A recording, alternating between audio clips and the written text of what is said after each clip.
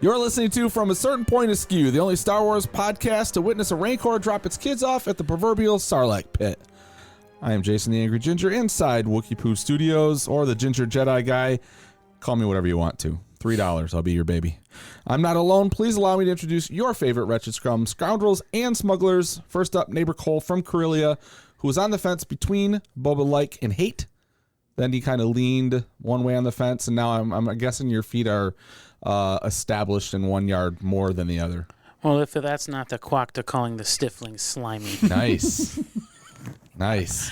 I had that prepped. I had to bold it in my notes. I was going to say, I wouldn't have remembered that if I practiced for a month. I almost tongue-tied myself saying that. No, I'm not entrenched on either side of this argument, but we will definitely get into that later on in the show. I guess I'm astride. I'm astride the fence. I'm excited to hear this. And it's jabbing me right in my testicles. It's a thorny fence.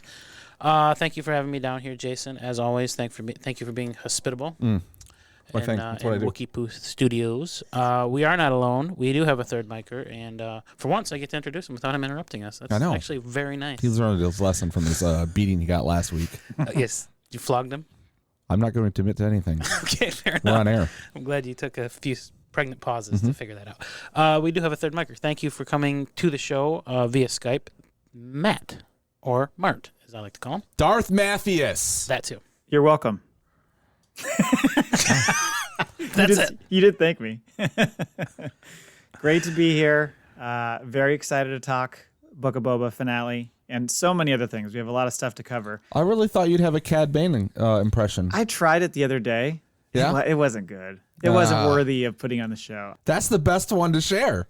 Well, I have to make sure that I'm like nobody's around because I think it would look really weird if my lady friend walked in the room and I was sitting there, trying to do some like Boba Fett, trying to do some voice. It'd be pretty alarming. That's pretty good. So I tried it about 3 or 4 times and I'm like, nope, don't have it.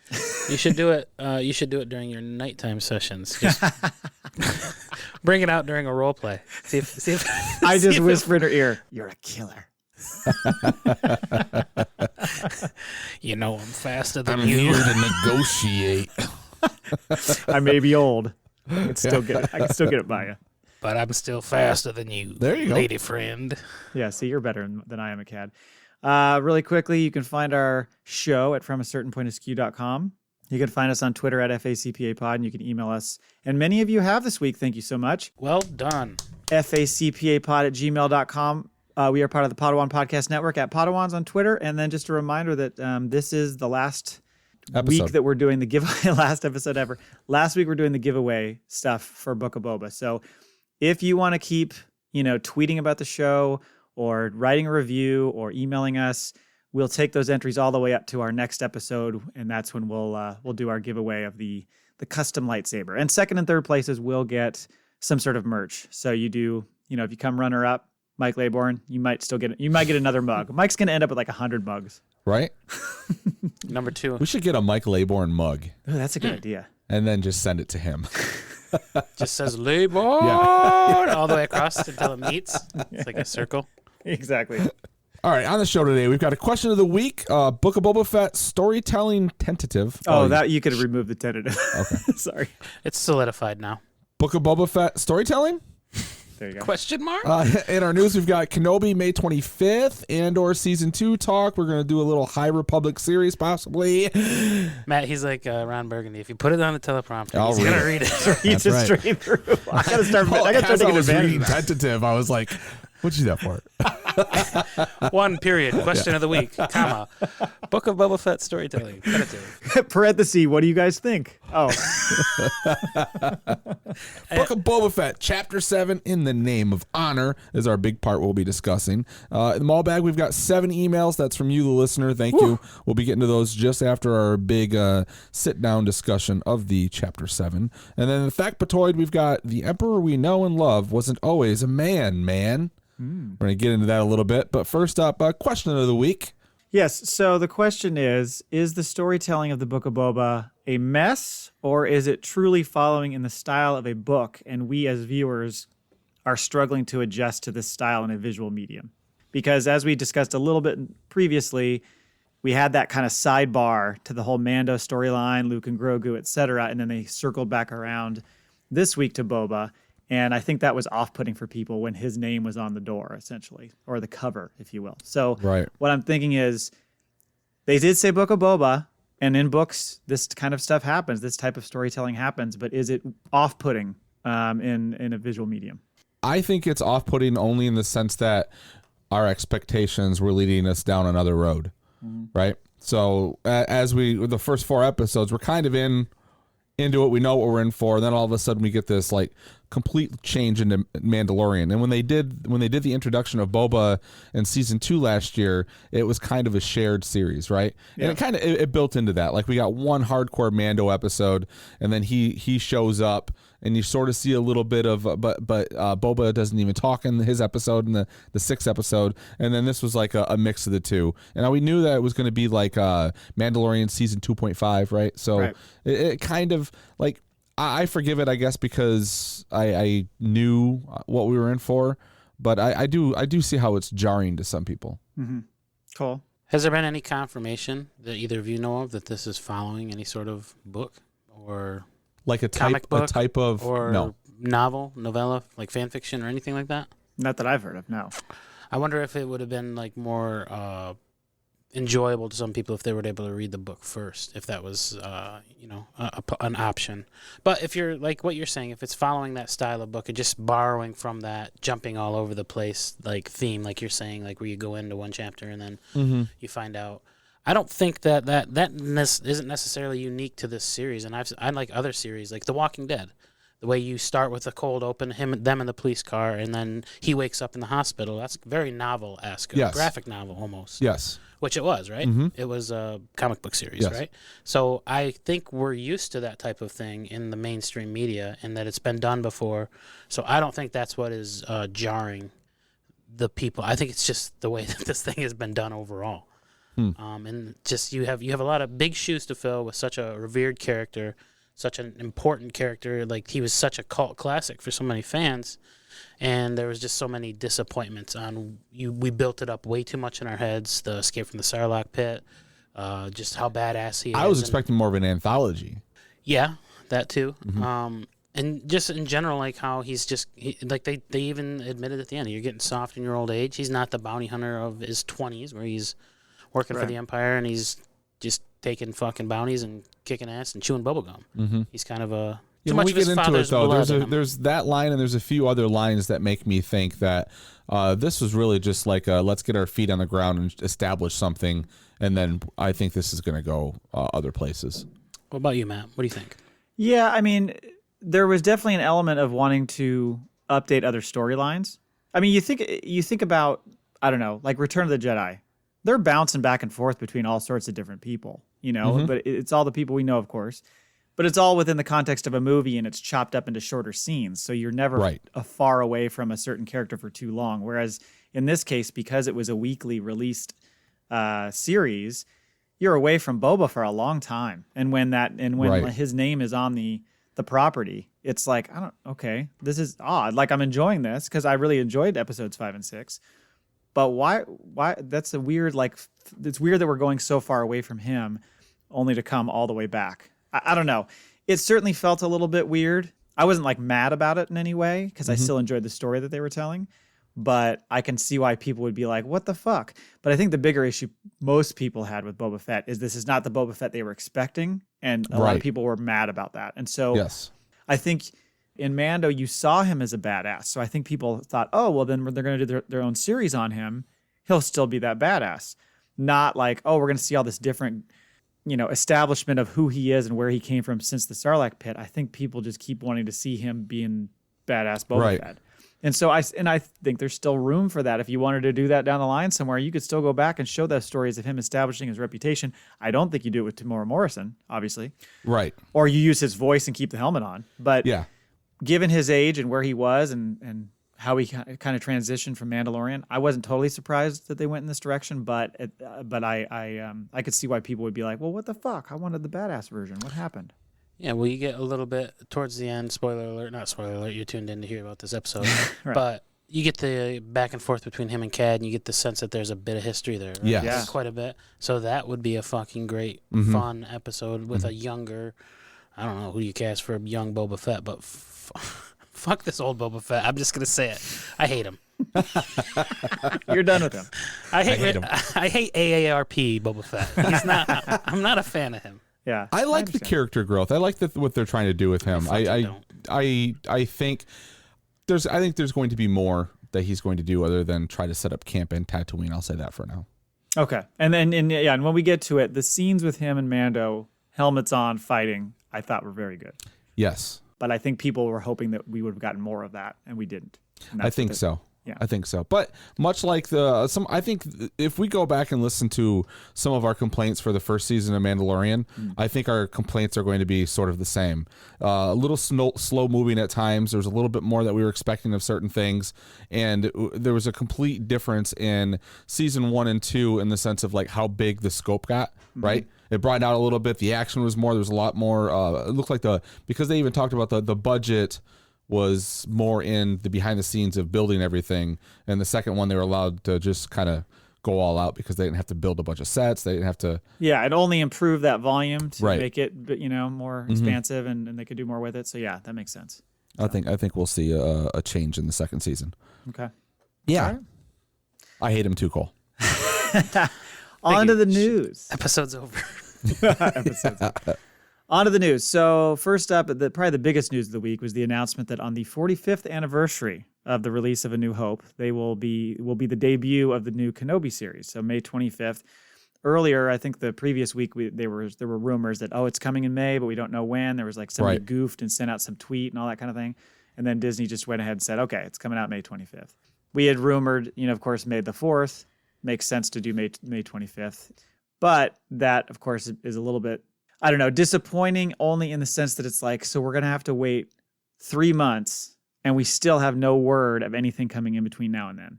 And that's a little bit sad for me. I'm hoping Bad Batch somehow jumps in there, but I feel like I feel like that's gonna squeeze in. I sure hope so. They haven't pumped it up at all. No promotion, So I don't know. Well, during the Super Bowl on Sunday, there'll be a Kenobi trailer, and then like the last 5 seconds, and Bad Batch coming March, whatever. That was one of the questions I had, was when do we get the trailer? And Super Bowl Sunday makes a lot of sense. Yeah, it does. Well, and even if it's like a teaser trailer, right? Like, we're just going to see a cool bunch of shots. Then on May the 4th, we're less than a month from the series, because they usually don't like to like give you anything until, look, we've been complaining about Book of Boba Fett, and it was... When the series come out. Yeah, it was like 2 weeks before, 3 weeks. We finally got some poster teases, and then we got the trailer. So if they keep up with that trend, we probably won't even see like a real trailer for Kenobi until May the 4th. Yeah, could be. It would be nice to see some sort of tease. In some of it was interesting, in some of the interviews that he's done, Ewan McGregor's done lately and stuff, there was some stuff that we kind of gleaned about the series. Like Deborah Chow was supposed to direct all the episodes, so she's in total control of the series.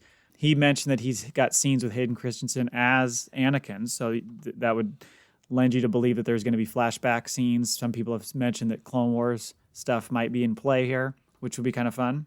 No back to tank required, I'm assuming. Do you think they'll go back and like we'll get the answer on who saved Grogu in the Kenobi movie? That's maybe. If they go back to Order 66 and we see some of that from a different point of view, Could be.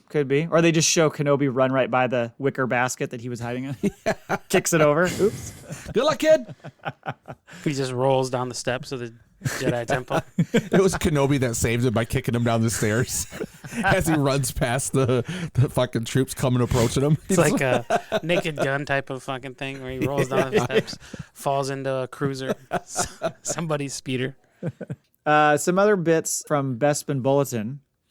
They said that there's going to be 3 different actors portraying Vader, which I thought was interesting. They said Hayden's going to be Anakin and Vader in the flashbacks and any unmasked scenes. Mm-hmm. Then it says Demetrius Bistrevsky will portray him when he's standing or sitting in the suit. And then Tom O'Connell will do like the fighting scenes. I'm like, why do you need a separate guy for the sitting and standing? Couldn't one of those two? No offense to Demetrius, but he's very good. He got very good posture. Tom O'Connell has scoliosis, and it really unhinges when he goes into a full fight scene. I just thought that was odd. There's 3 people that play Mandalorian, right? So I guess maybe they just True. way. That's true. Yeah, maybe Demetrius is just cheap. They're like they can't film the first 15 minutes until he limbers up, and then his spine straightens up, and he's ready to go. And then also in kind of bigger rumored news, Rupert Friend, who was from Homeland and a bunch of other stuff, he is alleged to be playing none other than the Grand Inquisitor, which is fucking great. Right. So excited to see him. So it sounds like we're going to get Grand Inquisitor, we're going to get the Fifth Brother, maybe the Seventh Sister, possibly more. Like, I'm all about these Inquisitors. I can't wait to have these people in live action. Yeah, I'm really excited to see what they're going to look like. They did such a good job with Ahsoka, you know? I wonder if they're going to... So we're going to see the Inquisitors in both Kenobi and Andor then? Was Andor supposed to have him as well? Maybe. What was the one that we saw the Inquisitor getting off the ship? Was that Kenobi or Andor? That's Kenobi. Okay, so we see Inquisitors in both then. Oh, I don't know about Andor. These rumors are all about Kenobi.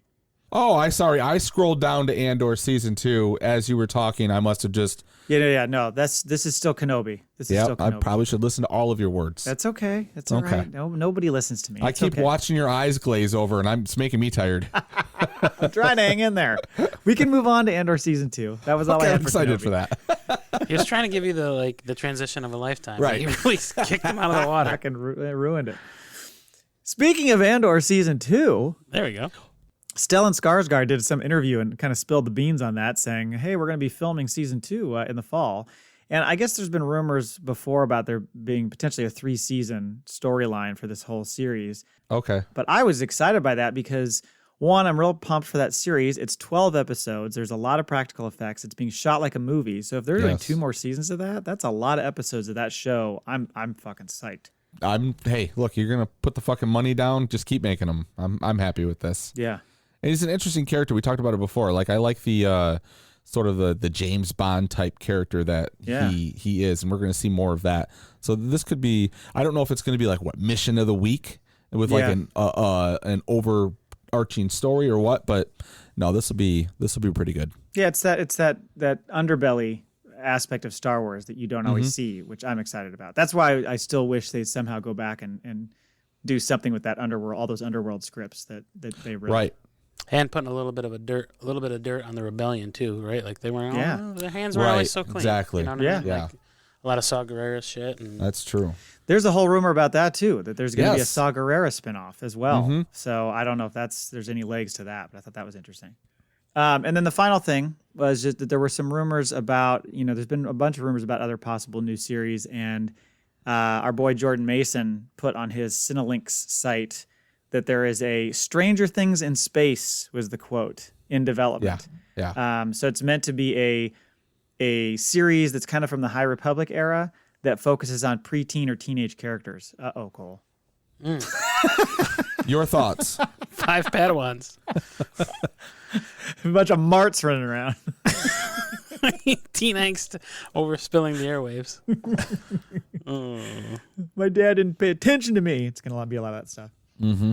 Hopefully Toro Calican's great-grandfather's in there somewhere for you. They try to sneak him in there. God damn it. They also, Bespin Bulletin also reported that there was like a project codenamed Grammar Rodeo, which they think is supposed to be starting in June, and they think it might be related to this. They're not sure if it's the same project or not, but a lot of stuff floating around there about a series that has not been announced. So that's exciting. It's just Ewan McGregor just correcting people's pronunciations. It's panache, not penchant. Hello there. It's someone listening to this podcast and correcting all of our... They take us serious every time we say Ashoka or Chad Bane or Beef Cargo. Anything we've created our own names for, they're like, these fucking idiots. Well, not that I'm on my phone typing Ahsoka out a lot, but enough that I've noticed that it does try to replace it with Ashoka. Oh. Yeah. I'm like, well, what the fuck? I just gave in. I do Ashoka now when I spell it. And just move on with the red lines. I don't care at this point. Only cowards correct their fucking mistypes. So that's it for news. All right. So I guess we'll discuss the big ol' last chapter, Book of Boba Fett. In the name of honor. Yeah, and as a tease, I talked to Jay about this a little bit beforehand. I love when one of us sits around in our free time and just randomly thinks about Star Wars stuff and then starts making theories or coming up with ideas about it. And Jay came up with a fantastic series of thoughts about what was going to happen in the finale of the series, and he sent it to us in a DM, and it was so fucking long. I was laughing my ass off. So we'll wait till the end of this review and I'll read it. Because this was less than an hour for being awake the morning I got to work. Like, it just hit me. So I just started like running with this random train of thought. And then what was your response? You're stupid? Yeah. I hate you. It was like 2 words. I was like, well, I'll wait till Matt wakes up. He'll have a better response. There's some good nuggets in there. Can't wait to read that. So we'll do that at the end of our review. So overall, did you have any quick thoughts overall before we kind of get into the blow by blow? The thing I was going to mention is just that how many characters are we going to fucking kill this season? Characters that I've been kind of grown to enjoy. We got the Tusken Warrior. Don't know if she's alive. She might be alive, but didn't come back. So and a kid, we got Garza. Sorry, Cole. R.I.P. my boo. Presumably dead. And then Cad. And like, so why are you killing off all these people that we're enjoying seeing? You're forgetting the Marshal. Well, right. Obviously, there's no spoilers here. Yes, the Marshal still around. 2 questions. Yeah. You guys obviously stayed to the end credit, yeah? Yes. Okay, good. 2 of the guys that I work with, the 2 biggest geeks that you know of when you walk right into the briefing room, 2 on the right, and I've been trying to get these assholes to listen to the show. And I heard you trying to get one of them to write an email. I was trying. Yeah. Because he's got really good insights. Okay. And if you're listening, Derek, that's you. I'm talking to you. Derek the man. Derek the man. Son of Bruce Lee. Derek the man Lee. Chad Bane, is he gone? Did you guys notice anything particular about his chess piece? Yeah, it was blinking. Still blinking and making red. a noise. Yes. Yeah. So it makes you think: is he still ticking? Has he got a vac tube? It was doing a little CPR on him. It was like you just sending oxygen. Or does it got like one of those things like if someone tries to force choke you, it circumvents it? Maybe he's got maybe he's been modded underneath all that shit. Oh, he's not real anyway. I could buy that. I wouldn't mind seeing him come back. As much as Star Wars abuses that to a degree, not letting people die and bringing them back, I'd be okay with it in this case just because I think there's a lot more you could do with his character. Granted, he is old. Yes, he's 77 something? He's in his early 70s or something. Maybe he's like the mod chick who's got like a robot arm but a real hand. Like maybe it's just his neck and head on a robot body. So like he's not really dead because they didn't kill him. They shoot him in the head. He's clothed from fucking neck to toe. You can't show the toes. Exactly. Yeah.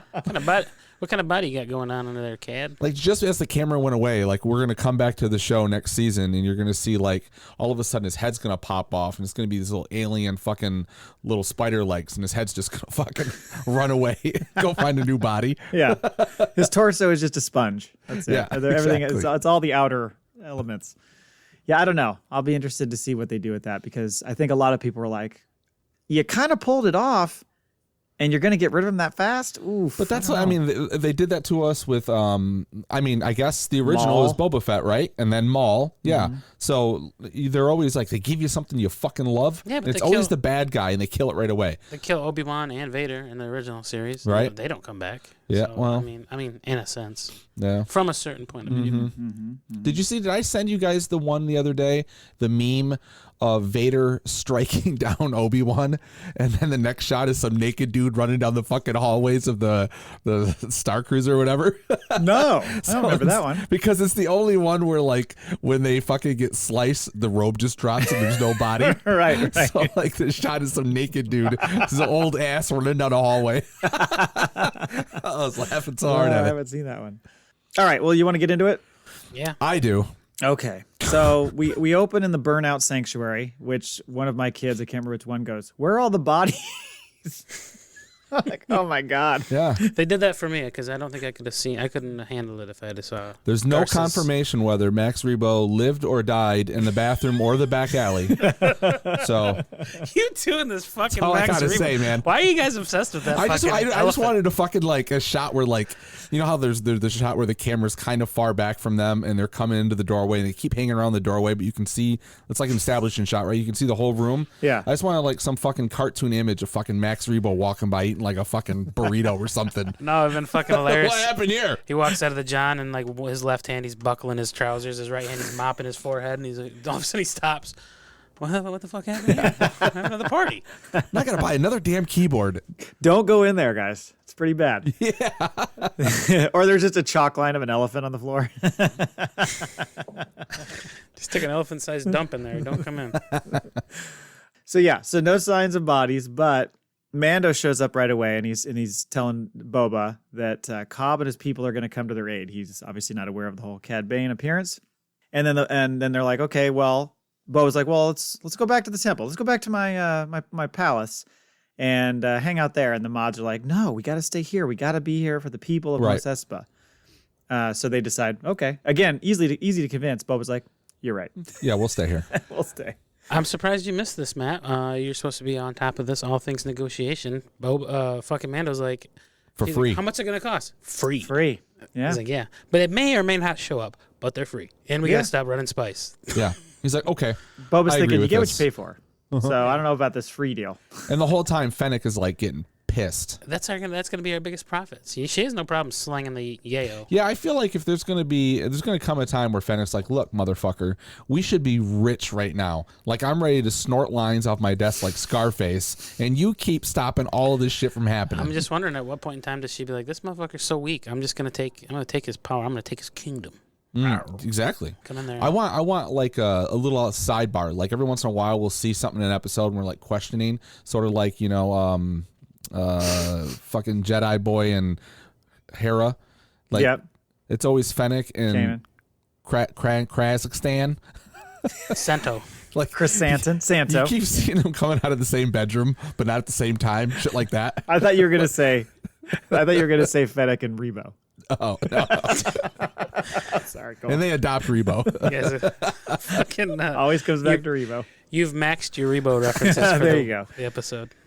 Well, the mods really are the ones. They're like, you can't fucking take off. What's her name? Starts with the Susie One Arm. That's her. Yeah. Drash. Is that her name? Drash. Yeah. Drash is like, you can't. Also known in the streets of Mos Espa as Gash. In the red light district. So Matt does not want to participate in that joke. He's gonna move right over that one. Oh, he should have took his nap today. Well, it's funny because there's this whole thing about like, we got to protect the people and the people of Mos Espa and all this kind of thing. And it's like, they then just lay waste to the town. Like, they absolutely destroy it. The Rancor just fucking annihilates that town. So it's like, you really care about the people of Mos Espa, but you're not really keeping the things in check to keep them. But you can rebuild. Being destroyed. You can't bring back the people. Well, that's the thing is, what did he say? He's like, those two spider droids, whatever they're called, the Sacramento droids, whatever. They show up. I like that name. Yeah. Sacramento. They show up and they're like, those things are going to tear this town apart. And then Boba Fett's like, hold my beer. Let's add a Rancor to the mix. Let's see how it goes. I'll show hold you. my spatchka while I ride this Rancor through the streets. Yeah. He just destroys everything. He's like, protect the people, and flies away. Yeah. Later. Okay, I'll be back. This. Yeah. It's 2 for 1 at 7-Eleven. They show Chad kind of saunter into Mos Eisley and for a meeting with the Pike leader, who is having a chat with the mayor, Mok Shaiz, that's how you say his name. Mm-hmm.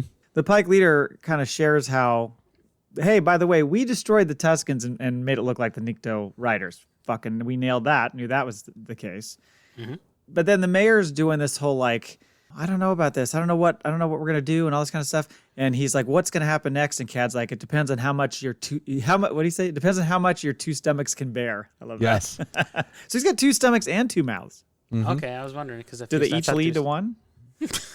Yeah. Depends on what side you eat from. Like crisscross applesauce. You got to make sure you mix it up. If you eat only on one side, you're gonna get way too full. Carbs on the left, proteins and fats say sweet on the right. one side, sour on the other. There you go. Oh, savory versus sweet. Yes. Yeah. I thought he was talking to, because there's two of them in the room, like you two. Oh, no. I think he was talking directly to the mayor. I think the Ithorian has two stomachs. But yeah, then the mayor's trying to get all like righteous on us. Like, hey, I didn't sanction this sanctuary bombing. I just thought it was going to be targeted strikes and all this shit. And it's like, dude, you made your bed.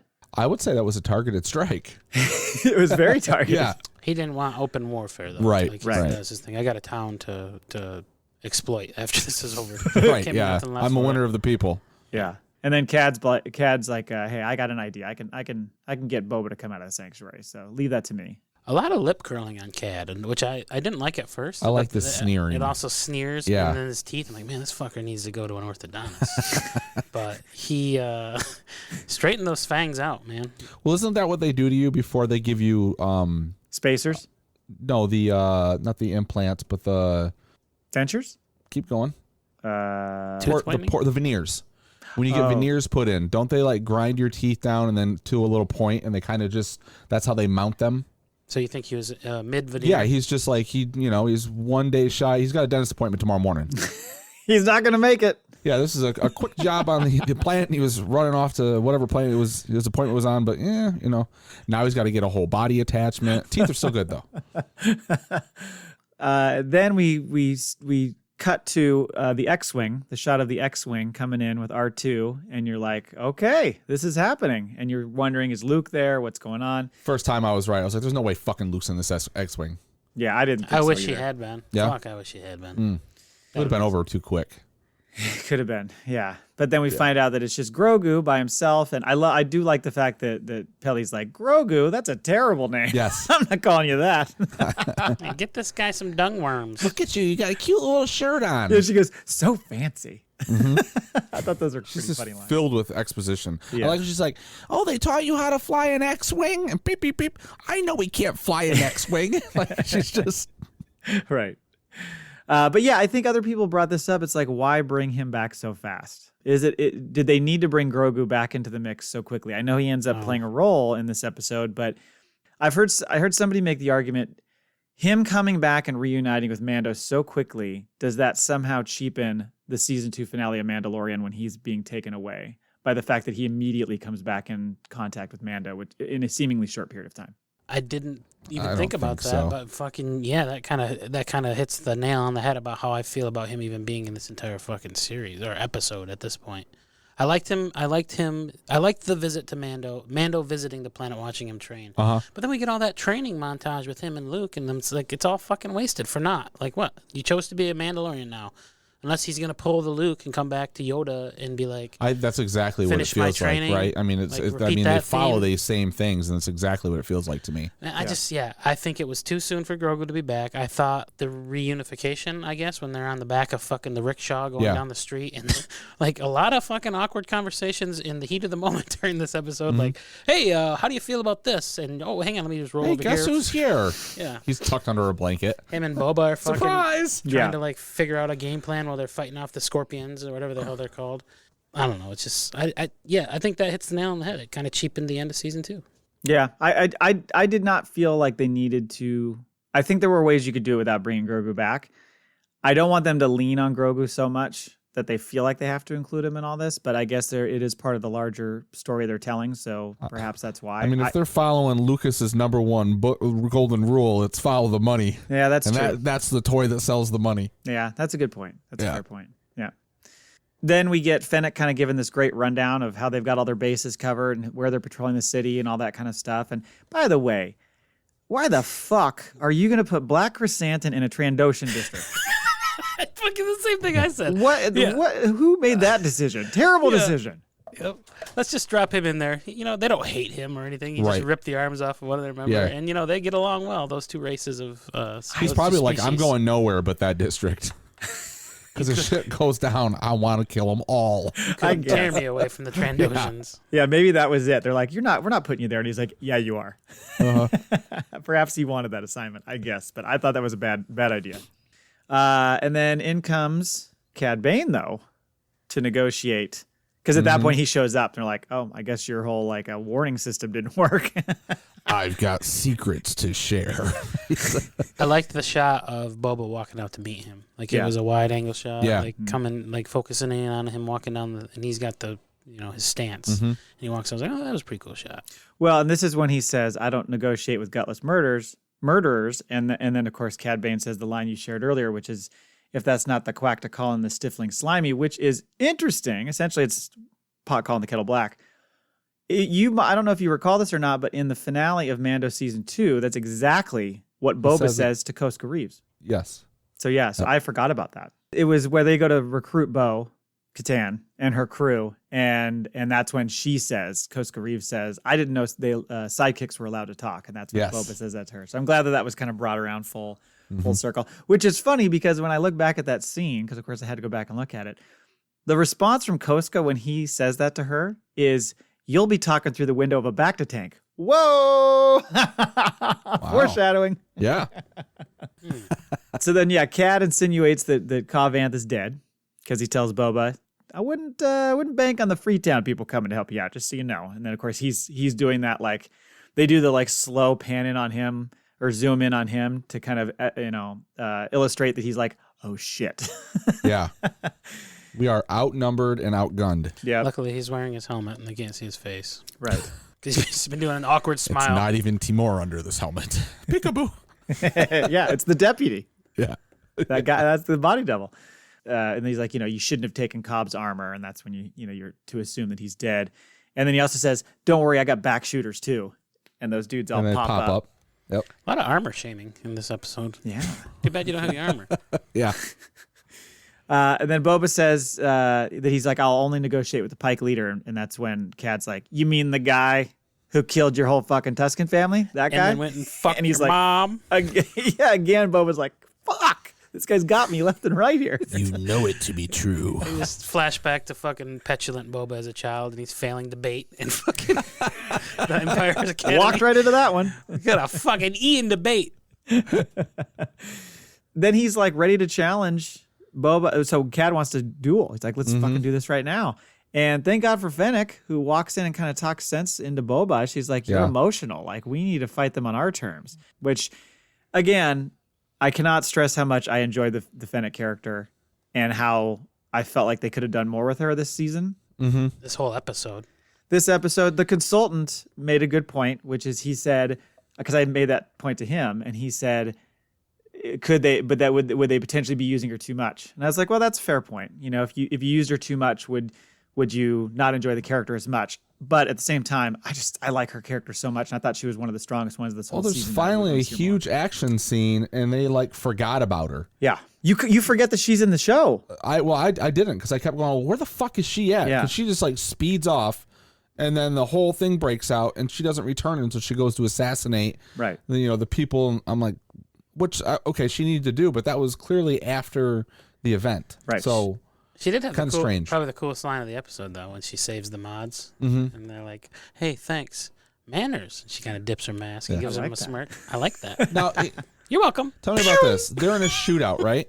And all of a sudden, she is above them with a sniper rifle shooting. Uh-huh. Then she does a barrel flip, lands in the fucking ground like a superhero, and her speeder is parked right there, and she drives away. Yeah, you didn't see her. She snuck up. Yeah, okay. And then she took the higher ground, and then she shot him. She hurried up and backed it up to the wall. Amidst the chaos. Climbed up the, She parallel parked it, checked her mirrors. Nobody was paying attention to her. It's always that thing off to the side. You're never paying attention to it. Oh, so yeah, then that's when you get the line, you're going soft at your old age. And Boba says, we all do. And I was thinking, are they talking about ED? I was just thinking, like, oh, that's such a great comeback, Boba. We all do. It's funny. She was like, no, you are. I thought that meant a lot for this series, though, right? Because of our expectations of wanting, like, this guy to be running around being a bounty hunter and kicking ass and all that. And he's sort of like, well, hello. Yeah. I'm, 30 years older than what you remember me as when I was in the Empire Strikes Back fans. So you wanted him to turn to the camera and do like a Jim Halpert? Really? Yeah. All of a sudden it cuts to him sitting down in the fucking burnt walls of the sanctuary. So we go to the scene where the mods are sitting there. They're in there before all the shit happens. We kind of jumped ahead, but when That's okay. Drash is like, something feels off. I'm like, well, what's your first clue, detective? Like, all the citizens are just sprinting away from him, and everyone's going into like a barrel, pulling out guns. And she's like, I think something is amiss. I smell a rat. The Aqua Leash are pulling things out of barrels. It looks like weapons. I don't know what's up, though. I wonder who they're going to shoot at. And then fucking... They're like looking around. Boba's like, well, let me check in on Santo, and Santo's got his radios off. Someone needs to do a radio check with that motherfucker. He was sick of hearing them talk. Just turn this shit off. Can we cut the chatter? Red 5? I'm trying to fucking focus. But here. I did like the coordinated attack thing. Very much gangster style again, where it's all happening at the same time. And, Santo gets jumped by all the Trandoshans. Shocker. And then the Gamorreans get into it with the Klatooinians and just fucking get shoved right off the cliff. Well, I think that was very apropos for all the fucking people that they've pushed into the Sarlacc pit. Ooh. Maybe they got a little taste of their own medicine. Yeah. Shit came home to roost. Yep. That's right. And then we find out from the Major Domo that the Pike leadership is in Mos Eisley. So Fennec, that's when she jumps on the speeder bike and is like, see ya. But she does make the pit stop and helps the mods, saves their bacon. And then the Pykes show up and surround the sanctuary. Don't forget the coolest scene where the Trandoshans do the dog pile. Santo. Yeah, they smother him. The top of the stairs. And you never see how he gets out of it. No. Hulk Well, he smash? just outmuscles them. Yeah, okay. I mean, you see, like, later on, you see two of them fly across into view, and then he's dragging one with his gun. He Those are fucking Pykes. shoots it. Those are Pykes at that point. Oh, He you comes are in- correct. He comes yes. in off of the screen from the left. Yep. So apparently they don't leave their district. But he's got like a club foot, too. And then it's healed all of a sudden. Right. Mysteriously, he's able to run with the rest of the crew as they run. Pykes show up, surround the sanctuary. Boba realizes all the family's turned on him, and that's when Mando is like, it's the smart move. And Boba says, it was. And this is straight Godfather. This is exactly the scene in Godfather when Michael's like, Tessio is always smarter. This is the smart move, him trying to basically arrange to have me killed. So it's just pulled from their pages. It's also Butch Cassidy and the Sundance Kid right here as well. Yes, that's the other thing I thought of. Like, kind of this is our last stand. We can all just run out there and do our thing. Very much the last stand. Yep. They're at the door. They're fucking talking. Are we going to survive this? Fuck it. We're going to do this for honor. We're going to go out there and die and go out guns blazing. And just before they're going to do that, we get Captain Coruscant Cocksmack fucking, oh, don't you know? I went to finishing school. all braggadocio. It doesn't make me better than you. I was educated on Coruscant, but that doesn't make me better than you. I did like how he stopped himself, though. Like on the second one, he looks around like, yeah, it does. My parents didn't have a lot of money, but right. I'll just skip forward. I attended finishing school. I was like, who am I talking to here? I'm a couple of gangsters. So maybe I should address the correct audience. He might have had more screen time than Fennec in this episode. Fuck. But yeah, so he's like, I can negotiate the surrender, get you guys off world, blah, blah, blah. So Boba's like, sure, give me your tablet. I'll tell him what I'm willing to offer. And I knew right when he said what was happening. And again, to pull from other movies, this is a true romance thing. When Clarence offers up to Gary Oldman, the pimp or whatever, and he's like, this is how much I'm willing to pay you for Alabama. And then he opens up the envelope and there's nothing in it. It's the same fucking story. So I knew that was coming. It's just a stall tactic. Exactly. Yeah. And it worked out great because the Major Domo was about to get smoked, and that's when they fly in and just start killing fools and wiping out Pykes. But they just keep coming in waves and waves. But I thought this is a very cool action sequence with them fighting them off together. And even the build-up, like the build-up to running all over the city and the coordinated attack happening, I just thought all that stuff going along, I was like, this is pretty sweet, this build-up. It's just at some point, I was like, okay, you know what I mean? Like it went along, it was building and building great, and then at some point I just thought, okay, can we just get done with this fight scene now? Like it happens later once the Rancor gets involved and stuff. That's where I got stuck. I loved it. I loved that it was kind of like, you know, they kept saying we're going to go to war, so it needed to go further than just, you know, we've already seen them fight in front of the sanctuary in the first episode, right? So the fact that they kind of just used the whole fucking set piece and destroyed everything, and I didn't have a problem with it at all. I just thought the build up to it was a little bit better than the fight itself, in my opinion, but that's okay. Okay. And then we get some fucking knee rockets, we get some whistling birds, all sorts of great stuff. And just when it's looking bleak, the Freetown people show up. Yep. Riding dirty on a heavy speeder. Yeah. Yeah, and the weak ways smoking fools from the turret. And then in come the mods and their cute little cap guns. They're fucking guns, man. They just have the worst guns. The noisy cricket. They got the noisy cricket. Yeah, that's what she's carrying. Yeah. And then Santo, like you said, just gets shot to hell. Santo's got the opposite problem. He's got such a huge, powerful gun that he can't shoot it quickly enough to smoke enough people. They've got the little cap guns that aren't powerful enough.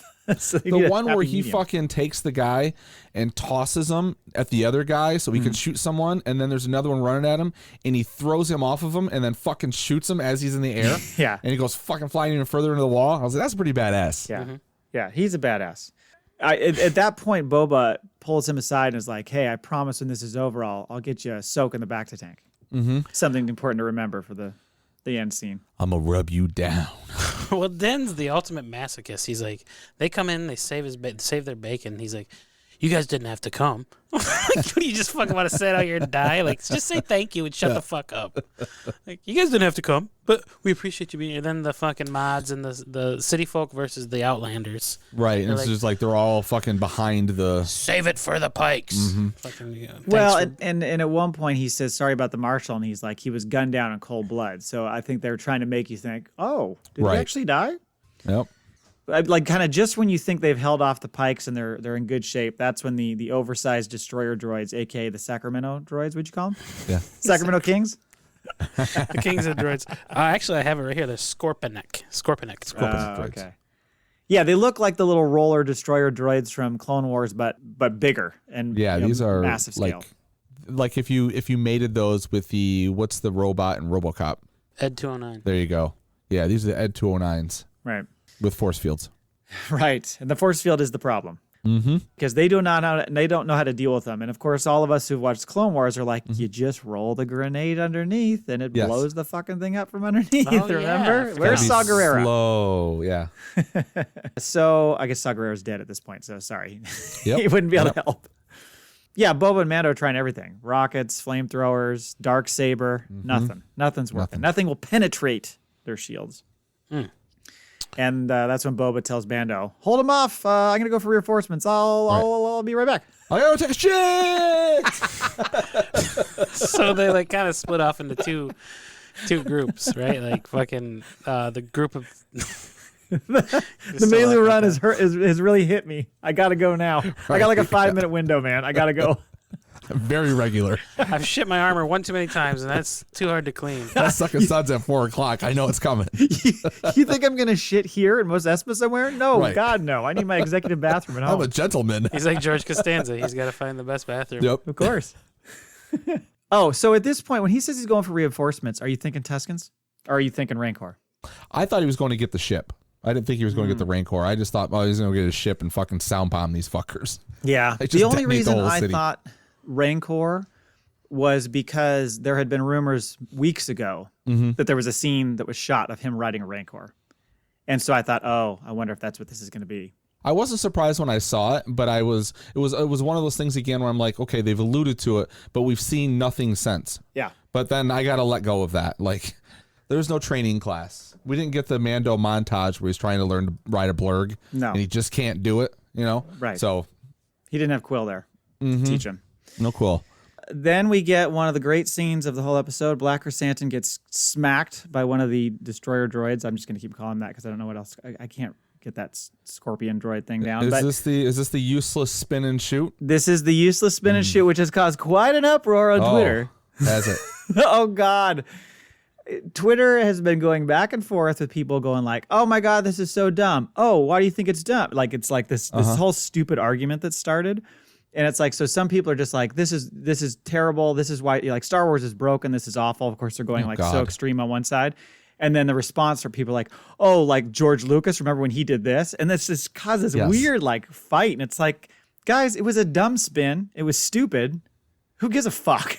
This is no different. I remember being a kid and there was a kid that had a problem with the fucking lightsaber fight between Luke and Darth Vader because of like the useless spin to try and fucking, all he had to do was like drop his arm like an inch and fucking hit. Instead he like spins all the way around to hit him. He's like, what do you do that for? And he's like, kids swinging wallpaper rolls or whatever, enacting it. And I'm fucking laughing. I was like, I guess I never thought about that. My main problem with the fight then was you could just see when you turn the lightsaber towards the camera, you could see it was a big fucking Yes. It's terrible. Yeah, That's the only you thing could I see ever that thought. before it was cleaned up. Yeah, I mean, or people have pointed out that scene in Revenge of the Sith where Anakin and Obi-Wan are fighting, and at one point they're both just swinging their sabers back and forth right in front of each other and not touching each other at all. It's like, what are you guys doing? You just showing off? You're just flexing for each other? Of course they are, yeah. It's a force flex. I also like how the mods couldn't hit fucking shit when they were in their district and they're getting jumped, and then like, none of them, they're dying like flies, and they don't kill one fucking Clintonian, but then all of a sudden 3 Pikeys show up in the middle of the street and like ping ping ping, they're fucking dead. I'm like, these guys all of a sudden like they had to became warm up. Clint Eastwood from Unforgiven. Well, and I thought maybe he did the spin move as just to get some like centrifugal force on his shot because it's so weak. He's like, maybe if I like, really like chuck the shot at him, it'll work better. I don't know. He should have been like, watch this, Santo. Can you do this? Am I sexy? When your foot heals from the club foot that you currently have, you'll be able to do that. Or he saw Black Chrysanthemum do that movie you were just talking about, Jay, and he's like, well, I got something too. And Black Chrysanthemum's like, cool. Nice Watch move, this guy. spin. He just looks back over his shoulder as he's kneeling. Huh? I thought maybe like it was that? like when you're playing like NCAA football or Madden and you accidentally hit the spin button. You're like, that was unnecessary. There you go. Somebody more hit than the B likely button. he was just like, you know what? I'm going to juke him so I can dodge that laser bullet coming at me. Even though he stayed in the exact same spot. Oh, that was fucking funny. Then we get the craziness with Pelly showing up and being on the rickshaw, and I knew Cole wouldn't like this. And yeah, Mando jumps on, and we get kind of the reunion between him and Grogu. But this kind of fits like the Western theme, right? It's like jumping on the wagon, you know, during the shootout, all this shit's happening. So it kind of, like, I wasn't too annoyed by Another this. conversation that fucking in the heat of the moment, they're over there just chit chat. Did you want him to park in an alley and like slow it down? I just wanted the series to end at this point. To be honest with you. The stupidest chase scene other than the fucking rascal scooter chase scene in episode 3. Yeah, but at least you felt speed.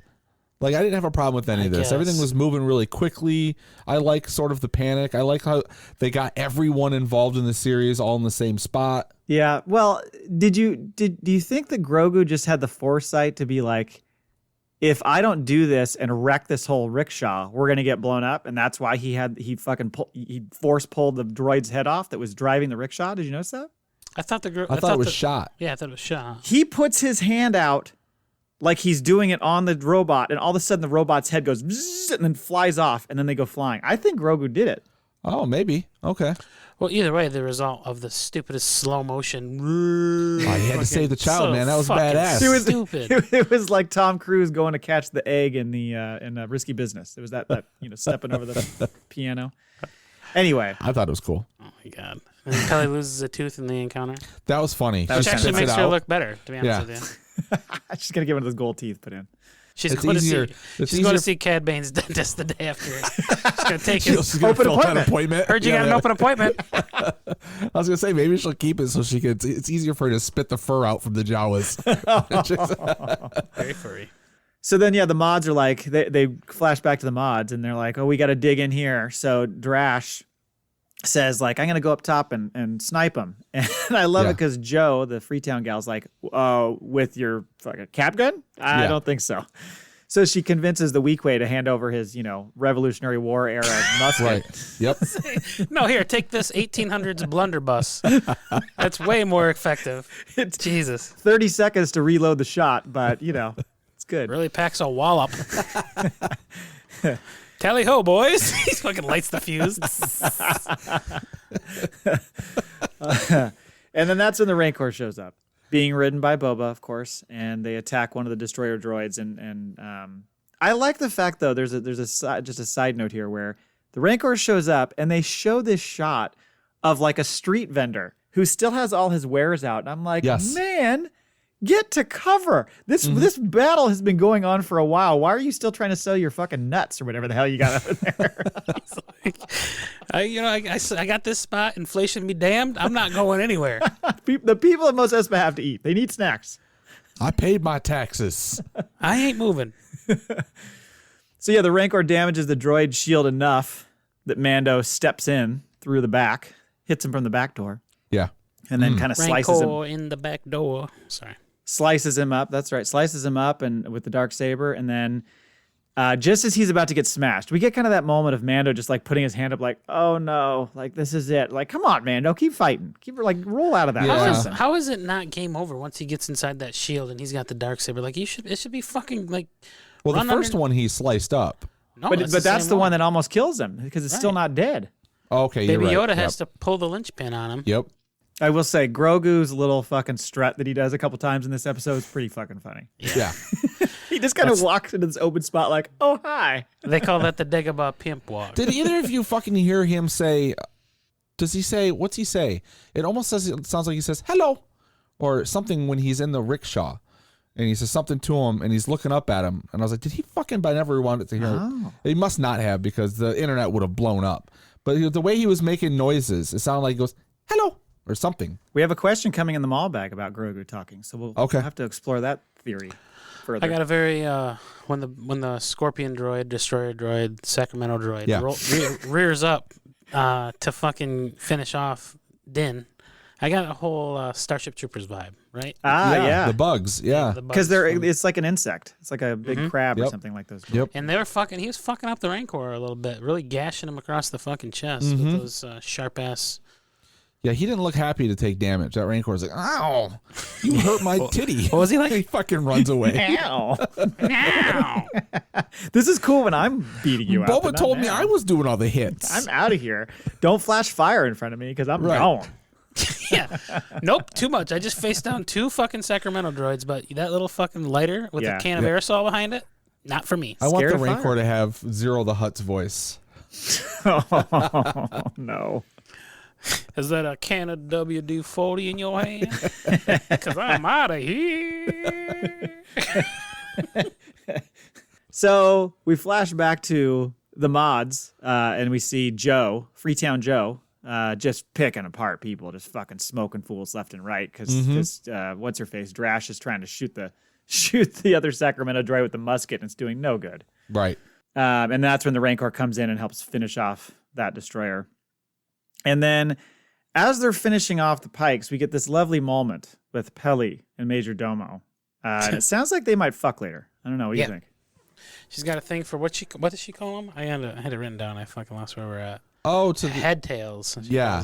Yeah, she says, she does have a little. I think she's there's no slut shaming Pelli. Unbeknownst to her, inside of not in the Outer Rim, you can't say head tails to a Twi'lek. That's a racial slur. But it's still being spoken freely at Tatooine. It's okay there, yeah. But he's of course like, I'll allow it. Yeah, of course. Proceed. I mean, so then that's, I think, the point where Cad comes in, right? He kind of strolls in after all the damage has been done and shit's kind of quieted down. 0 sense. Cad Bane is the fucking, okay, I've got my money. I've been paid for this job. Like, he's not the fucking guy to do the final stand. He's like, I'm fucking out of here. I don't think he'd been paid yet, had he? I imagine. Probably half up front at least. Okay, but he doesn't work without a retainer. I think his relationship with Boba was why he was there. I think he wanted that kill. Yeah, no, I think you're right. Once he challenged him and it wasn't accepted, like he knew this was going to happen again later. Yeah, that's my take. I think you're right. I think that's part of it for sure. It's not just that job; it's he wants to kill off Boba.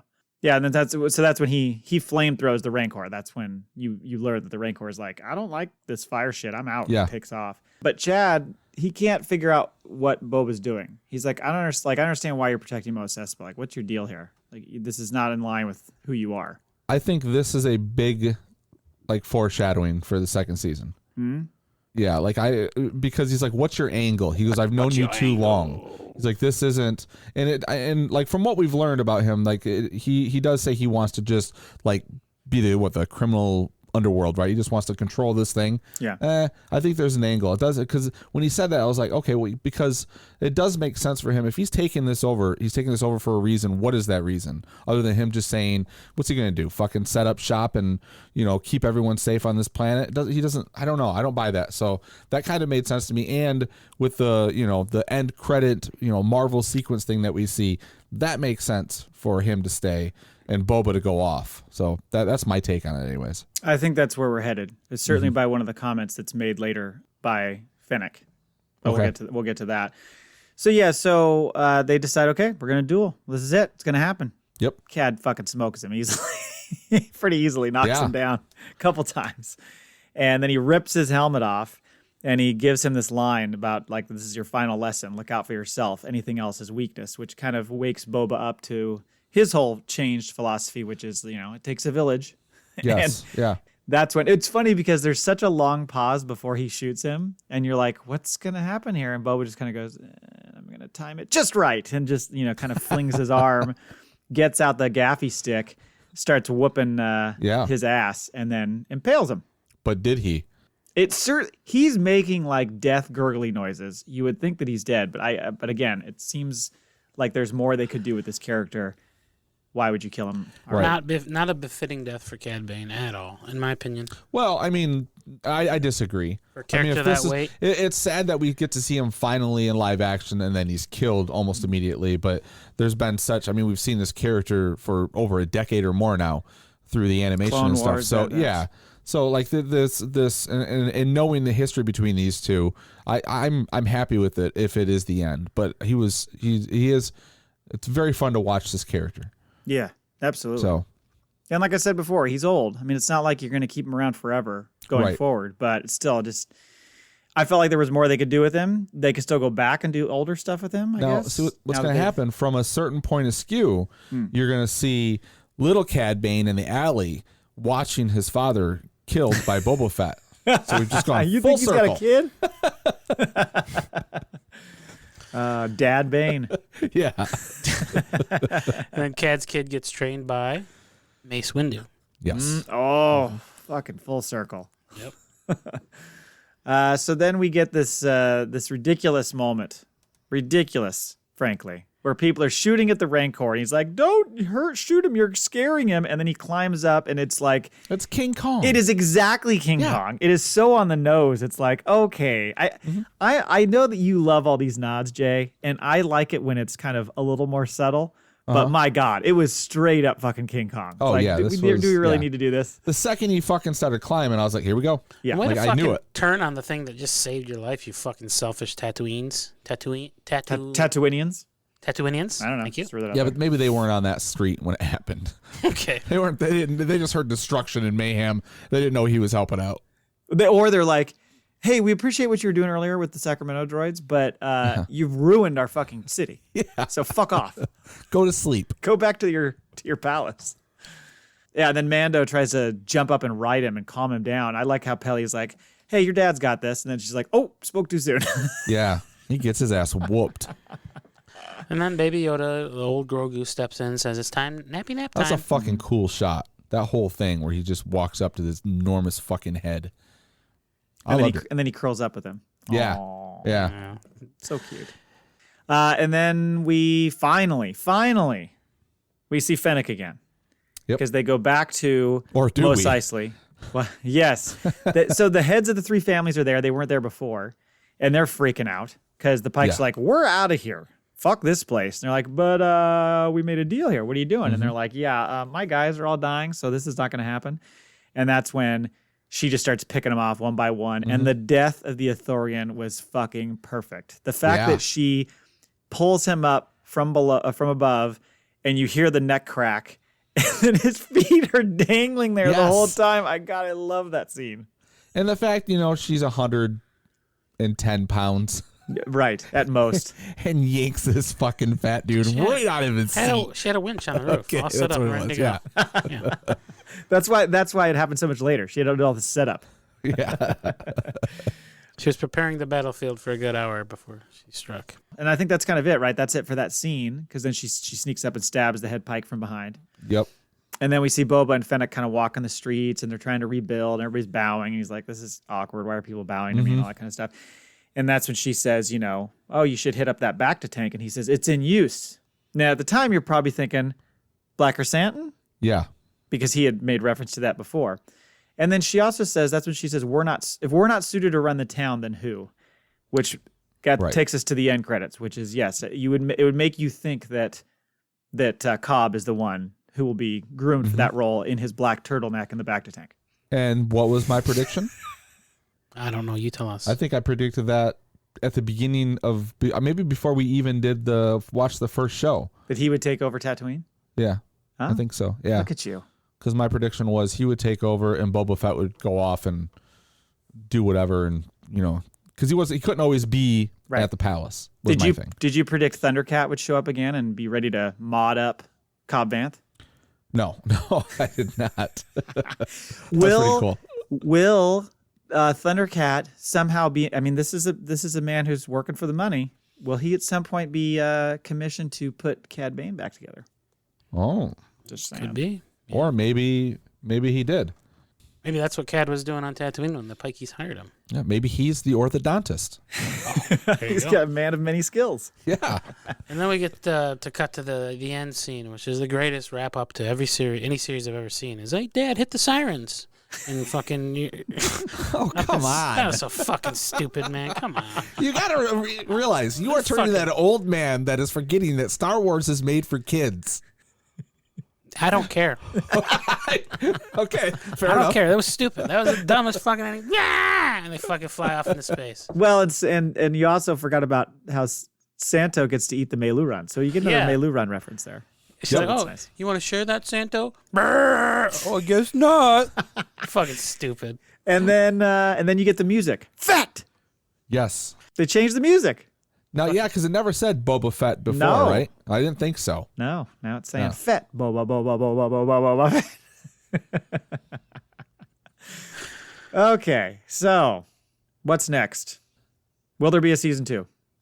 I mean, wasn't it Ming-Na when she posted the end of the shoot and gave gifts out or something? Didn't someone, or was it her post or something, referenced the end of the first season or something? Yeah, I've seen stuff say season 1 and reference it that way. So you would think that there would be another season. Yeah, I think so. I think there's more to do. And one of the questions I had written down was, will Cobb end up being the guy to run Mos Espa? And you're thinking running all of Tatooine, essentially. Probably at some point, yeah. Or at least Mos Espa. Yeah. The big shots, was that Tatooine? Was that Mos Espa or was that Mos Eisley? Which one? We saw the big, huge the established shot at the beginning with that's Mos Espa. Yeah, that's Espa. And at the end, too, right? The one that's got a bluff and a canyon right underneath. Yeah. That's the big city. That's the biggest city. Yep. That's your big boy. Yep. The only other thing I had was, is Chad really dead? And we kind of talked about that. So, yeah, we'll see. So we're going to pick up in The Mandalorian next year with him going to Mandalore. Could be. Right? Yep. Go to the mines, go to the lake, go whatever. You know, him and... it'll be interesting what they do with Grogu's... Because obviously there's no more Force training, but it was alluded to that he was already trained a little bit. Now he's just remembering things, so... Yep. All right. Well, we get to move on now, Cole. So at least you got that. I will say there was a moment where I thought Grogu was going to see Boba without his helmet on, and he was going to shit his pants. And be like, yeah, and then I was like, oh my god, we're going to see it, but no. Yeah, there was a lot more Boba in his helmet this episode, and you got to see the action shots and him being a badass, and I thought that was fun. So for the people who were mad we weren't getting to see a lot of that during this whole season, you did get to see that. Oh, I was going to ask you this one last thing. If you were looking back on the season, what were your favorite episodes? I mean, there was moments of things that I really like what they did with Boba Fett, but like, what's your number one? Squeezing in those 2 episodes of The Mandalorian by far blew the series out. Yeah. And I loved the last episode. I thought they wrapped it up really good. I had a lot of fun with that episode. There's good parts of it. There's good stuff in there. Yeah, yeah. But I kind of got done and was like, that's it. Okay. You know what I mean? I wasn't 100% satisfied, and I know it's all about me. But but there were definitely big moments in there that I enjoyed. So I don't know. For me, I think if you had to make me choose, I think episode 5 is probably my favorite. Where we first get into Mando being there. That opening scene with him killing that fool in the meat locker is so cool. The covert stuff and all the Mandalore talk was cool. I don't know. There was a lot of good stuff in that. The whole like testing the Naboo starfighter. I just thought that episode was sweet. 6 has a lot of awesome stuff because so many people show up.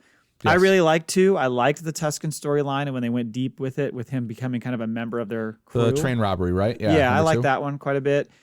4 I liked because it kind of showed the Fennec Shan story more and she was in it a lot. 1 and 3 were tough. 3 especially. Which 4 is the one where they go back and show how he rehabilitates her and how they become a team. Yeah, I like that episode quite a lot. I don't know.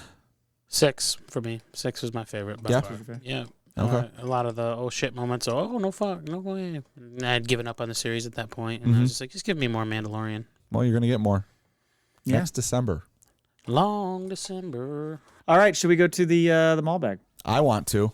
Okay, then let's go to the Maul Bag. Hello there. You've got mail. Kenobi! As I mentioned earlier, so many entries this week. 7. Fantastic. Thank you, everybody, for doing that. People want their entries. That's what it is. So email number 1 is from Chris Meyer. Go check out Our Liner Notes or How Was Your Week, Honey?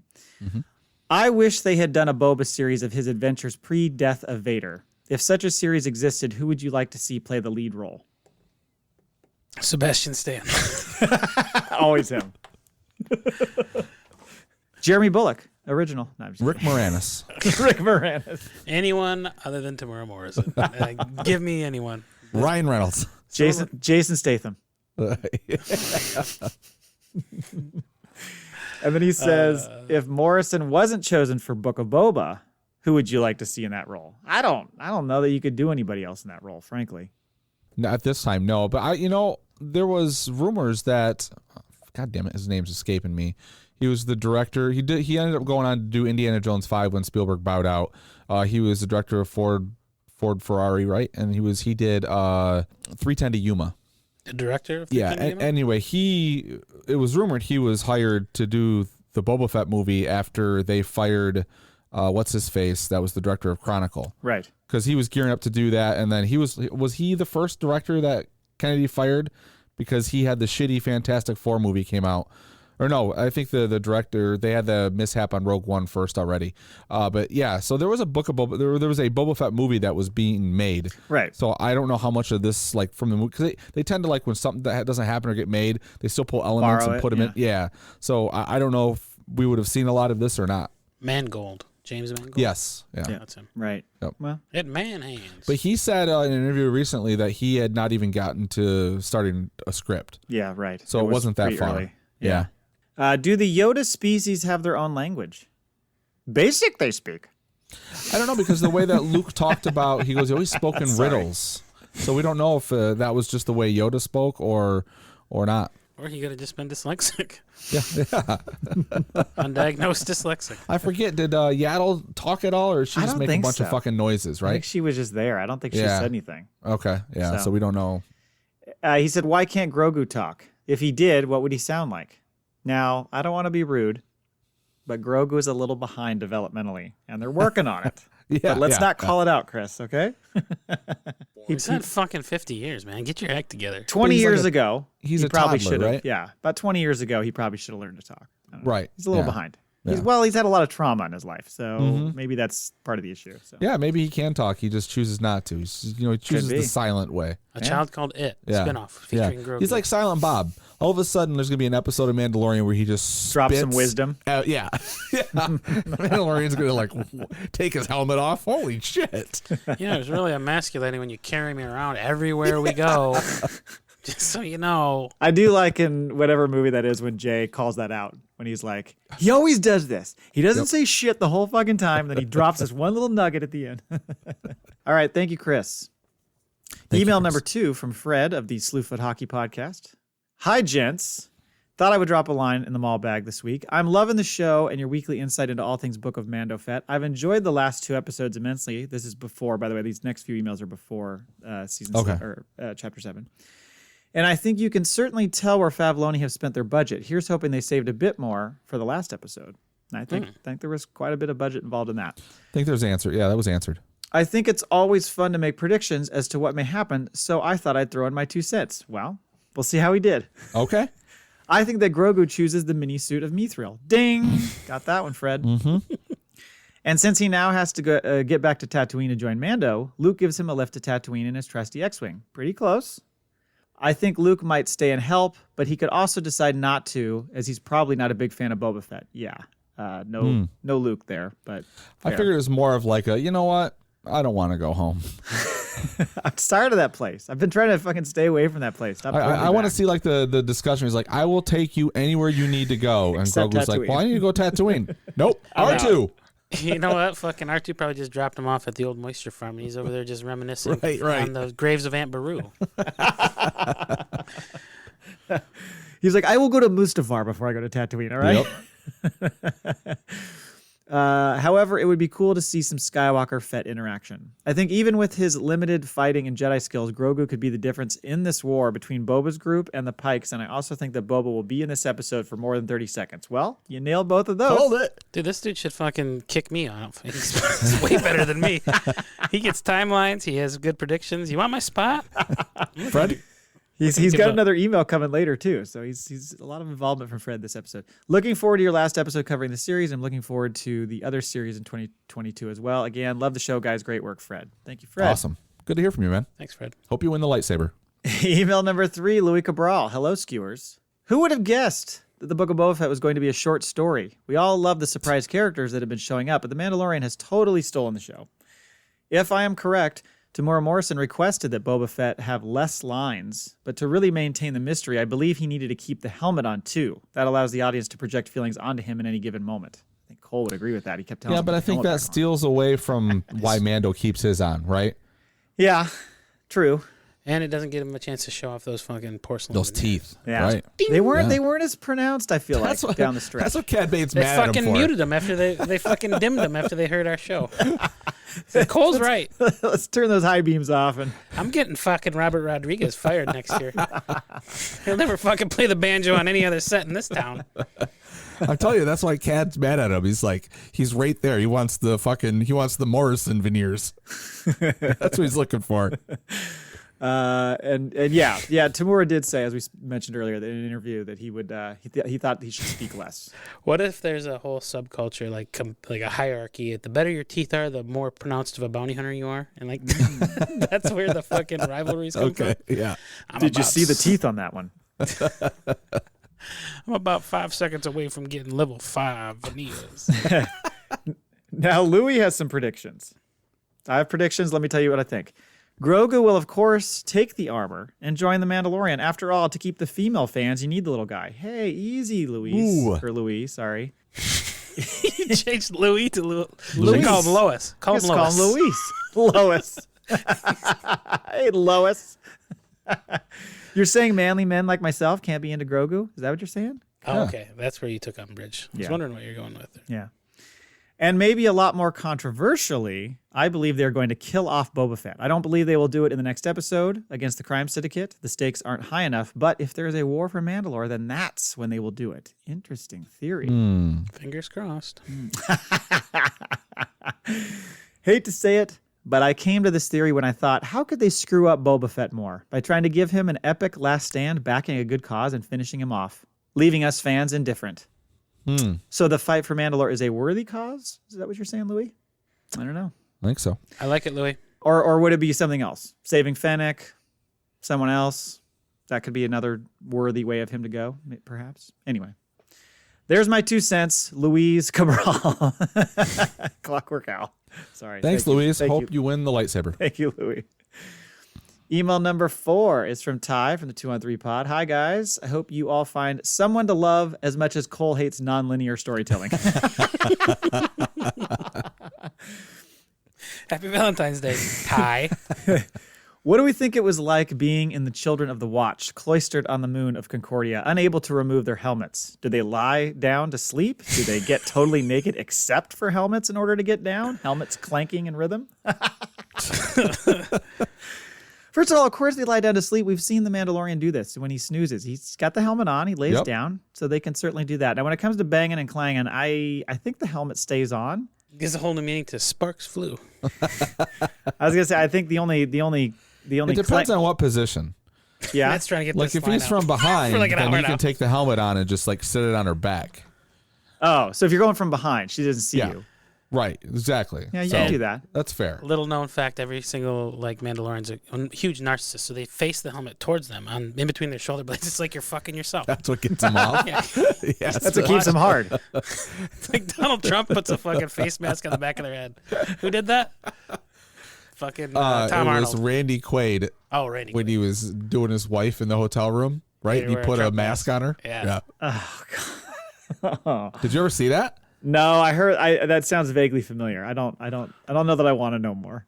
It is jarring. Do you still have your original thought, Matt, or did we stop it out of you? No, I was just gonna say when it comes to helmets, so like your little helmet and then her Beskar vagina. There's your clanging right there. Bang. Right there. If I go to Clan Einstein's to get a bagel, is the baker in full armor just sweating balls? Will he shoot me if I offend him? Armor at all times. I don't care if you're making bagels. Gotta have that armor on, man. Yep. How does the all helmet, all the time lifestyle work when you're living as a group? Well, how do you think? I think you can take that shit off if you go in the shower by yourself, because if you're in private, you got to brush your teeth. Those are times where you can take the helmet off. I just think when you're around other people, you got to have that shit on all day, all night. Like you're out there in the garden, fucking helmet on, playing a game of racquetball, helmet on. The third episode, when he's on that little farm planet and she brings him the food, I remember making a big deal, but I don't remember if that's because we made a big deal or if that's the shot. Does he have the helmet in the window bay or whatever? And you see the plate of food, but it's shot low. I can't remember if they show it off, but she says like, I'll leave because I know I like essentially like so you can take your helmet off and eat. I'll leave. Yeah, okay, that's what it was. So I'll just leave this here. A lot of eating disorders developed, inadvertently from that. That's what keeps him trim. You can't have. Can I get a little alone time to eat my granola bar? Jesus Christ! Thank you. For the love of God, I can't eat in front of people. I have a fucking hang up about it. Well, you still like that one scene where he tips his helmet back to take the drink. That's always a fun one. Yeah. Don't cross your dark sabers, Ty. Thank you, Ty. Thank you, Ty. Hope you win the lightsaber. Email 5 from Fred again from the Slewfoot Hockey Podcast. Oh, he's back. He's back. Hi, Jay, Matt, and Cole. Not a bad final episode. Lots of action and some good badassery displayed by the Fett gang, mostly by Fennec Shan. She was dynamite. Could not agree with you more. She's a fucking queen. Love her. Thought it was a good way to wrap it up. Some good surprises and appearances, but disappointed there was no Cobb. Did he really bite the Tatooine dust from a shoulder flesh wound? That doesn't seem right. Well, Fred, good news. You did not stay through the end credits. Always. Cobb Vanth is alive. Also cool to see that Boba's Tusken training came in handy in the end. Should be interesting to see where Favloni goes for season 2. Agreed, but I still would have liked the warrior to show up. I still feel like she's out there, and I would have liked to have seen her emerge to kind of help save the day. That would have been cool. And I'd like to have seen fucking Cad Bane put down in a fucking just get beaten. That's the way that fucking Cad Bane has to die. He has to get beaten in a fucking pistol draw. And the only man to do it, I think, is Cobb Vanth. Okay. Get his revenge. His revenge. He'll call in Savage. His Savage panache. There you go. Yeah. So then we get a rematch between those two later on. Yep. Okay. Both of them will be modded up too. Yeah. Oh. Called it. Oh shit. Yep. They're gonna get their arms like stuck on each other. Like, oh, fucking get that. It's like the two football players that clash and then their face masks get caught. Yeah. And like, hang on, you go left, let me go right. No fighting until we fix this. Just let's get absolutely no punching of the hair or face. Thanks, guys. Enjoy the show. Looking forward to your thoughts about this episode, Fred. Thank you, Fred. Double entries for Fred. Email number 6 from Brian Hughes. Greetings, puddle drinkers. Okay. Long-time listener, first-time caller. When the Boba Fett series was first announced, I popped a boner and envisaged Boba slaying scumbags, collecting big bounties, and visiting trans hookers. Okay. Pretty specific expectations there, Brian. Very specific vision. What we got was a mishmash, with Boba mostly sleeping in a fish tank. The droids at the repair shop were more entertaining. While I still enjoyed the show, its title was misleading and really rankled me. Well, this is why you can't trust books. We just burn them all. Right, I agree. Yeah. This one needs to be on the list. Do we need/want a season 2? Only if the direction of the show changes. Following Boba on his bounty quest would have been cool, but I think that ship has sailed. Yeah. Unless you're showing a younger Boba, I think that ship is absolutely I don't think that he's going to be a bounty hunter, but maybe like if he does leave Tatooine, if they tie in some of his past bounties or events that existed. So I guess we talked about that before, right? As well as moving his story along. Yeah, and I still think you can use Tim's voice if you just show him in the armor, you know? I think that still works. Maybe he becomes the new armorer. And they start their own clan. I don't know if they're ever going to need a new armorer. You can't take that woman down. Well, maybe they start their own offset of they're the heretics. Like one that's not as crazy. Yeah, you can a little bit less. Like helmets time. off group. Yep. Okay. No helmets. Helmetless Mandalorian. Helmets, no helmets. You're all welcome here. Everyone's welcome to worship here. Non-denominational Mandalorian. Anywho's, loving your work, boys. Keep it up. Cheers, Brian. P.S. No need to enter my name for the Darksaber as I produce large brown sabers after my morning coffee. Fucking disgusting. Brian never wants anything. The years he's been around, if he's won something, he's don't worry about it. He just likes to listen. Maybe you should get that checked after you visit your latest trans hooker. Finally, email number 7. Hi, I'm Date Mike. Nice to meet me. Hey, Mike. Everybody hates you. Everybody wishes that you were dead. I still think the best part is the, hey, Mike. Mike Laybourne. Do you know what movie that's from? No. The Hey Mike? The Hey Mike? It's from Old School. Just he's sitting out in the driveway with his fucking Camaro. And he's revving the engine. He's got the beer on the... She brings him an iced tea. Yeah. He's like, hey, Mike. Talks to the guy. His neighbor just walked across the street. I knew it was Will Ferrell, but I couldn't place what movie that was. That's funny. Yeah. The finale to the book of old Star Wars It was a lot of fun. And the post-credit teaser for Robo Sheriff was intriguing. What are you hoping to see from season 3? I assume he means The Mandalorian. I was going to say, because we still have to see the second season of the Book of Boba Fett before we can make any predictions. Yeah. I think for Mandalorian, I mean, the Mandalore stuff is the most intriguing, sorting out what's going to happen there. But there's lots of stuff. Like, I want to see all the Darksaber stuff. I'd love to see Bo-Katan versus the Armorer in some capacity, because I think those two could really forge a nice little rivalry. I think that would be fun. Forge. I want to see Forge. Boba Fett. I want to see Boba Fett go up against Han. In season 3 of The Mandalorian? Sorry, season 2 of the Book of Boba Fett. Oh, okay. Yeah. There's a lot of things going on here. There are a lot of things, and they're all crossing over. The streams Right. are crossing. They say not to cross the streams, but He's like, I still got a lot of freezer burn on my last ass cheek. Thanks a lot. I would like to see. I mean, they talked about Fen Rao showing up. I'd kind of like to see him. Maybe a little Fen Rao Paz Vizsla action. Man on man. No, just like some sort of battle between those two would be fun. I don't know, stuff like that. Where is Bill Burr at right now? Good question. Bring him Baker back. Mayfield. Yeah, man, you're good with names. Sure It's is. not It's like his real name. kryptonite. Baker Mayfield. It's Mayfield though, right? It's. Or I think it's Mayfeld. Mayfeld. Yeah. Isn't Baker Mayfield the Browns quarterback? Yes. Okay. Yeah. When we were reviewing the show last year, Mandalorian, we kept calling him Baker Mayfield. I knew that sounded familiar. That's what we do on this show. Anyway, that's it for the Maul Bag, but fuck, great job, guys. 7 Maul Bags. That's impressive. Bam. 7 Maul Bags for 7 episodes. And a hug for each of you. Yeah. Virtual. Yes. But only one of you COVID gets the lightsaber. That's right. Oh, we should make them fight to the death. Oh, should we do a final 2 and they have to fight? Yes. I like it. Do a final Yes. It'll be like, countdown. somebody's in fucking England and somebody's in, Texas. Like, good luck. Sort it out, because we're not giving the saber away till you The do first it. person that makes it to the saber gets it. Until Meanwhile, you two still meet got and the fight damn to the hilt death. back there. Come on, I Jeannie. know. She messaged us separately and said that she wants to come to town or something soon, and was asking our schedule. And I just laughed. I was like, we work a lot. We're going to re-gift So- that hilt. Right. Yeah, Genie. All right. All right, we got a FACPAtoid that I will share with you guys. Now, imagine, if you will, us three. We're like the Scooby-Doo gang, right?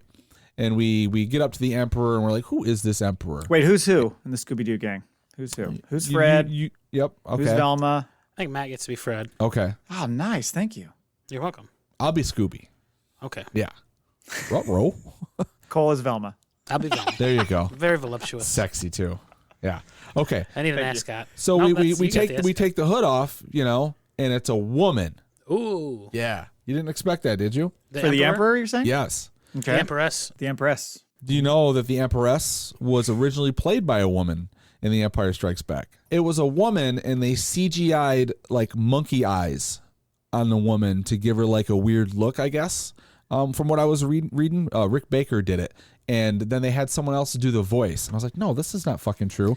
But CGI'd monkey eyes. there's footage, because it's only the hologram or something, or at least the scene is. So Yes. her name was, she died like a while. She was 100 or like 92, 97. Anyways, so let's see. Before Ian McDiarmid played, it was Marjorie Eaton, who was the Mask. So you know who it was? She was the old lady, like you see her in one of the intro scenes to Mary Poppins, I guess, to Dick Van Dyke. You recognize the name?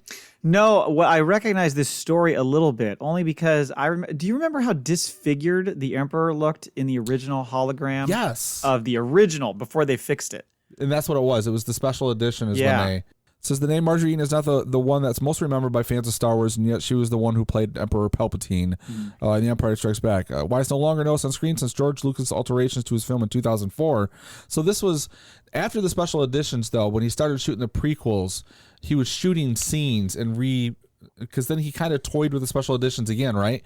Because I think it was a DVD release, I think is where it, and now it's like that's what you see is everything is this. So I thought that was interesting. That I never knew that because I always thought, how the fuck did Ian McDiarmid play this character all those years? Like he went Right. from makeup to like finally being old enough to be the person he was then, which like made no sense, and then makeup again as he was older, after he was burnt or whatever, and even in Rise of Skywalker in the end, but it just wasn't him at the beginning. Yeah. If you go back, because I have the original theatrical release, and I watched it, I don't know, months ago or something, and I always kind of forget until he pops up. Like, oh shit, yeah, he looks like a lunatic. Yeah. Yep. It does not. I mean, not that the Emperor later looked great or anything, but the original version looked odd. Yeah, a little scarier. Yes. Yeah. Mm-hmm. Yep. Yeah. So I don't know how I found this. I was like, this cannot be real. So I started going through things, and I was like, oh my god, it really was. And then there's a YouTube clip. I'll send it to you. Yeah. And it shows the clip of the hologram when Vader's talking to the Emperor. And that's when you're like, that's a FACPAtoid. Yeah. I like that. Hey, is the guy who played Count Dooku the same guy who was in The Americans? No, he was dead by then. No, that's Christopher Lee, who's played Count Dooku. You're thinking of what the Gabriel, fuck is that guy's name? and his name's Gabriel in the series. You know what I'm Yes, talking about. and he's been in a ton of shit. I can't think of his name right now, but I know who you mean. Frank Langella. Oh, Yes. Frank Langella. He was Frost Nixon. He played Skeletor in Masters of the Frost Universe. Nixon, that's right. He's been in fucking everything. Everything. Did he date Whoopi Goldberg? At Yes. one time? Oh wow. Yeah. Look at that. Good for you. Frank. After Ted Danson did, I believe. It must have been because it was 96 to 01. Yeah. Yep. Yeah, so he's been in a bunch of stuff. Oh yeah. Really he good was- actor. I didn't know he was in the Americans. Yeah, he's really good. What did I see? He was him in Dave. recently? I remember Dave. He was one of the people kind of behind the scenes trying to remember Dave when they replaced the president. The President movie? Oh, Yes. with Kevin Kline. Yeah, he's one Okay. of the guys. He's like that. He's the real asshole in that movie. Okay. All right. Yeah, he's been around a long damn time. Yep. Okay. Thanks for listening, everybody, and until next time, Never tell us the odds. In our experience, there's no such thing as luck. we have spoken.